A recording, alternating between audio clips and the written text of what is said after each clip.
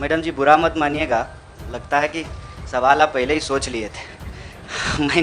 मैंने ये नहीं कहा था कि कांग्रेस खतरे में है, हमने कहा देश खतरे में है, लोकतंत्र खतरे में है, आइडिया ऑफ इंडिया खतरे में है।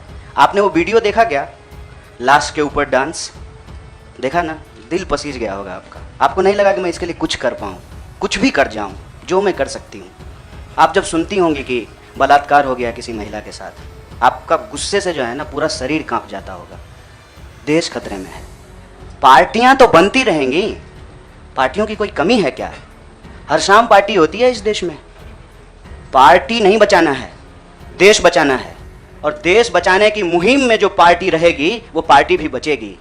और मुझे इस बात को कहने में कोई दो राय नहीं है। मैंने जितना इतिहास पढ़ा है अभी तक का एनसीईआरटी में जो लिखा हुआ है, अब अगले बार 2024 में क्या लिखा जाएगा नहीं पता।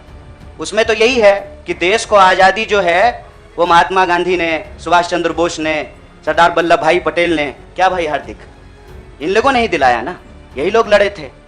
जो माफी मांगे वो वीर हो गए। आप सोचिएगा इसको। जो गोडसे को भगवान मानते हैं वो भाषण दे रहे हैं अमेरिका में जाकर के गांधी के ऊपर। हमारे गांव में एक गाना आता था, गांधी जी के भजन करे गांधी के हत्यारा। कितना अजीब लगता होगा आपको। देखिएगा वो फोटो जब हमारे देश के प्रधानमंत्री गांधी पे माल्यार्पण करते हैं। जीवन भर शाखाओं में कसम लिए होंगे कि गोडसे के सपनों का देश बनाएंगे और गांधी पे माला चढ़ा रहे हैं। देखे 71 वर्ष की उम्र में प्रधानमंत्री के लिए सोहर गाया गया। नया बच्चा जब पैदा होता है ना तो पूर्वांचल में सोहर गाते हैं लोग। प्रधानमंत्री बूढ़े हो गए हैं, उनके लिए सोहर गाया जा रहा है। तब जब अभी तुरंत लाखों लोगों की जान चली गई, ऑक्सीजन नहीं मिल रहा था, अस्पताल में बेड नहीं मिल रहे थे। आप में से कोई भी ऐसा इंसान है जिसके कोई जानने वाले नहीं मरे हो इसमें, इस क्राइसिस में?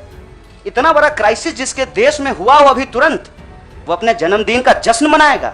ये भोंडापन है। इस संस्कृति को बचाने की जरूरत है, और इस संस्कृति को बचाने के लिए मुझे लगता है कि कांग्रेस पार्टी में क्षमता मौजूद है। लोगों को यह बात पसंद हो या ना पसंद हो, हकीकत यह है कि पार्लियामेंट में सबसे बड़ी पार्टी कांग्रेस पार्टी है। इसीलिए इस पार्टी को यह जिम्मेवारी लेनी पड़ेगी, और उस जिम्मेवारी को संभालने के लिए मैं यहां आया हूं। Yes I am not prime minister, I will take your question. आपके सवाल को अपने आप लेते हुए हमने अपने पूरे वक्तव्य को रखा। हमने कहीं भी कहा कि हम कोई टीम बना रहे हैं? बीसीसीआई थोड़ी है सर, मतलब टीम बना रहे हैं। मैं कह रहा हूं कि भारत की परंपरा, चिंतन परंपरा, सोच, जिस पे आपको गर्व होता है भारतीय होने के चलते, उस परंपरा को समेटने का, उसको आगे बढ़ाने का काम देश की सबसे पुरानी पार्टी कांग्रेस पार्टी ने किया है।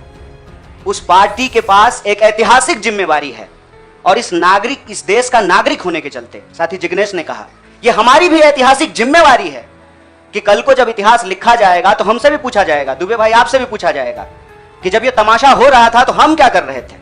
मुझे भारत के लोगों पे बहुत भरोसा है। अरे हैं हम लोग थोड़ा सा आलसी, लेकिन जब आ गए ना अपने पे, 200 साल अंग्रेजों ने राज किया था, जब से भारत के लोग अपने पे आ गए ना, तो 1942 में भारत छोड़ो आंदोलन का जब नारा महात्मा गांधी ने दिया था तो अंग्रेजों को भारत छोड़ करके जाना पड़ा था।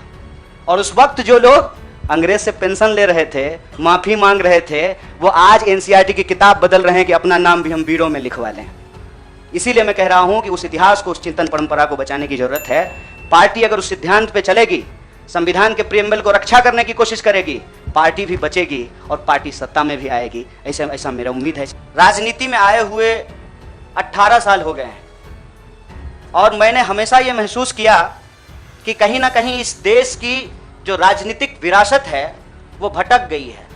भूल भुलैया नहीं होता है, राइट लेफ्ट सेंटर घूमने लगा है, और पता ही नहीं चल रहा है कि एक्चुअल आइडियोलॉजिकल पोजिशनिंग कहाँ है, उसके थ्रेड्स कहाँ पे हैं। एक बड़ा पॉपुलर डिबेट है मीडियम और मीन्स का, साध और साधन का, हिंसा और अहिंसा का।